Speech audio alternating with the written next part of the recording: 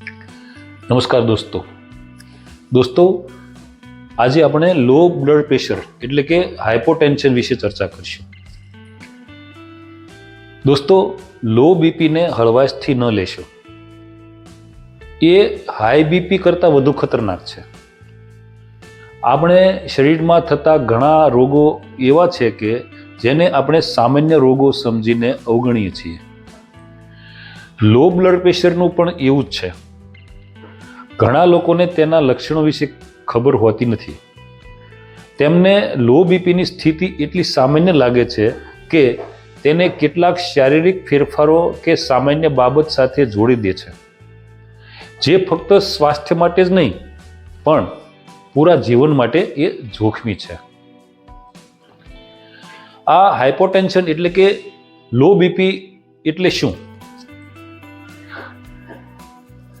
કોઈ પણ વ્યક્તિનું સામાન્ય બીપી ઉપરનું દબાણ 120 ને નીચેનું દબાણ 80 mmHg માનવામાં આવે છે. લો બીપીમાં ઉપરનું દબાણ 105 અને નીચેનું દબાણ 70 mmHg માનવામાં આવે છે. એટલે જો કોઈ વ્યક્તિનું બીપી ઉપરનું દબાણ 95 અને નીચેનું દબાણ 65 mmHg થી નીચે જાય તો આ સ્થિતિને લો બીપીની શરૂઆત સમજવી જોઈએ.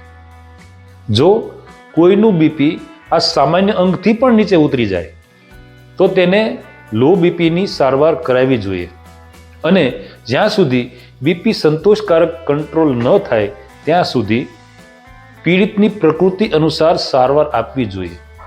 અને બીપી કંટ્રોલ થયા પછી પણ લો બીપી ધરાવતી વ્યક્તિએ નિયમિત રીતે પોતાનું બીપી ચેક કરાવવું જોઈએ. લો બીપી 3 પ્રકારે જોવા મળે છે. લો બીપીના કારણો અને પરિબળોના આધારે તેનું 3 પ્રકારે વિશ્લેષણ કરવામાં આવ્યું છે. એમાં પહેલું છે ઓર્થોસ્ટેટિક અથવા પોસ્ચ્યુરલ હાઇપોટેન્શન. ઓર્થોસ્ટેટિક હાઇપોટેન્શન ત્યારે થાય છે જ્યારે ગુરુત્વાકર્ષણને કારણે પગમાં લોહી એકઠું થાય છે. જ્યારે તમે બેસવાની સ્થિતિમાંથી ઊભા થાઓ છો ત્યારે બીપીમાં અચાનક ઘટાડો થાય છે. ઓર્થોસ્ટેટિક હાઇપોટેન્શન ખાસ કરીને વૃદ્ધ લોકોમાં જોવા મળે છે. તે બેઠાડું જીવનશૈલી અપનાવતા યુવાનોને પણ અસર કરે છે અથવા તે એવા સ્વસ્થ લોકોને પણ અસર કરી શકે છે જેઓ લાંબા સમય સુધી પગ વાળીને બેઠા પછી અથવા વધુ સમય માટે બેઠા પછી અચાનક ઊભા થઈ જાય છે. બીજું જોઈએ તો ભોજન પછીનું હાઇપોટેન્શન. આ પ્રકારનું લો બીપી ખાસ કરીને વૃદ્ધોને અસર કરે છે. સામાન્ય રીતે ભોજન પછી લોહી પાચન તંત્રમાં વહે છે, તેથી આપણું શરીર આપણા હૃદયના ધબકારા વધારે છે અને બીપીને સામાન્ય રાખવા માટે કેટલીક રક્તવાહિનીઓને સંકુચિત કરે છે. પરંતુ મોટાભાગના વૃદ્ધ લોકો ભોજન પછી બ્લડ પ્રેશરમાં અચાનક ઘટાડો અનુભવે છે. ત્રીજું જોઈએ તો ન્યુરલી મીડિયેટેડ હાઇપોટેન્શન. આ પ્રકારનું બ્લડ પ્રેશર હૃદય અને મગજ વચ્ચેના ખોટા સંચારને કારણે થાય છે.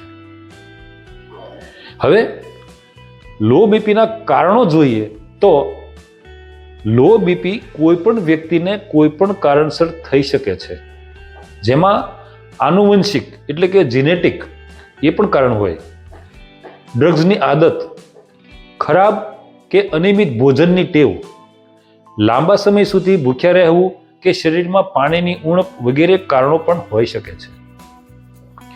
એ સિવાય જોઈએ તો ઝાડા ઉલટી, વધારે શ્રમ પડે કે વધુ પરસેવો વળે એવી કસરતો અથવા વધારે પરસેવા કે પેશાબ દ્વારા શરીરમાંથી લો બીપી માટે જવાબદાર દ્રવ્યોનું શરીરમાંથી નિષ્કાશન થવાના કારણો પણ હોઈ શકે છે.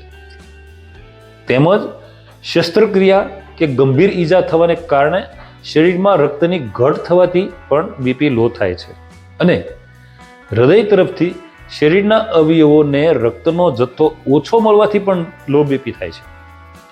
આ સિવાય અન્ય કારણો પણ હોઈ શકે છે, જેમાં એક ઉંમરનું કારણ જોઈએ તો ઊભા રહેવાથી કે જમ્યા પછી બ્લડ પ્રેશરમાં ઘટાડો મુખ્યત્વે 65 વર્ષથી ઉપરની વયનાને જોવા મળે છે. ન્યુરલી મેડિએટેડ હાઇપોટેન્શન માટે વાત કરીએ તો એ સામાન્ય રીતે બાળકો અને નાની વયના લોકોને પણ અસર કરે છે. બીજું જોઈએ દવા, તો દવાઓમાં જે લોકો ચોક્કસ રોગો અથવા બીમારીઓ માટે દવાઓ લે છે, જેમ કે હાઈ બીપી માટે દવાઓ લે છે, તેમને લો બીપી થવાનું જોખમ વધારે રહેલું છે. એવી જ રીતે બીજા રોગોની વાત કરીએ તો પાર્કિન્સન રોગ, ડાયાબિટીસ અને હૃદયની કેટલીક બીમારીઓ લો બ્લડ પ્રેશરનું જોખમ વધારે છે.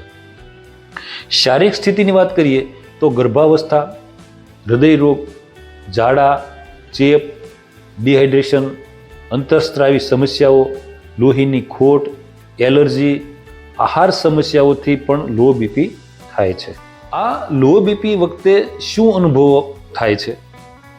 શરીરમાં કેવી ફિલિંગ આવે છે? તો ખાસ કરીને જ્યારે બીપી અચાનક ઘટી જાય છે ત્યારે શરીરમાં આંતરિક સમસ્યાનો સંકેત આપે છે. એમાં જોઈએ તો ચક્કર આવવા, માથું ફરવું અથવા માથું અંદરની તરફ ખેંચાવું એટલે કે કોમ્પ્રેસ થવું, કાનમાં તમરા બોલવા અથવા ધાક બેસવી.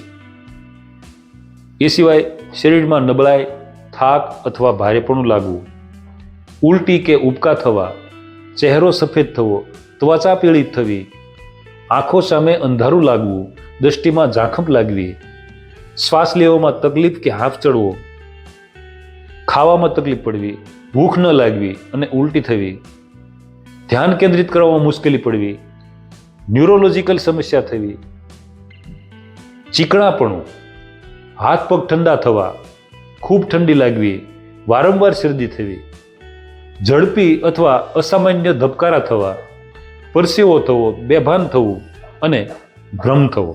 ભ્રમ એવી બાબત છે જેને ખાસ કરીને ઘણા વૃદ્ધ લોકો ઉંમર સાથે જોડીને એને અવગણે છે, જે ખરેખર ન અવગણવું જોઈએ. ત્યારે લો બીપીની તપાસ કરવી જોઈએ. લો બીપીના પરિણામો ભયંકર પણ છે. હાઇપોટેન્શનના કિસ્સામાં શરીરના ભાગોમાં લોહી તેની પૂરી મર્યાદામાં પહોંચતું નથી. રોજિંદા જીવનમાં જો બ્લડ પ્રેશર ખૂબ ઓછું થઈ જાય તો દર્દી બેભાન થઈ શકે છે. સાવચેત નહીં રહેનાર વ્યક્તિને માથામાં ગંભીર ઈજા થઈ શકે, હૃદય રોગ અથવા કિડની ખરાબ થઈ શકે.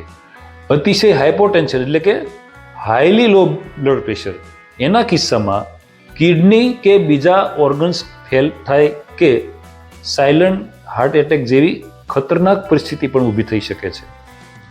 આવા ઘણા કિસ્સાઓમાં મગજમાં રક્તસ્રાવ એટલે કે બ્રેન હેમરેજના કિસ્સાઓ પણ બને છે.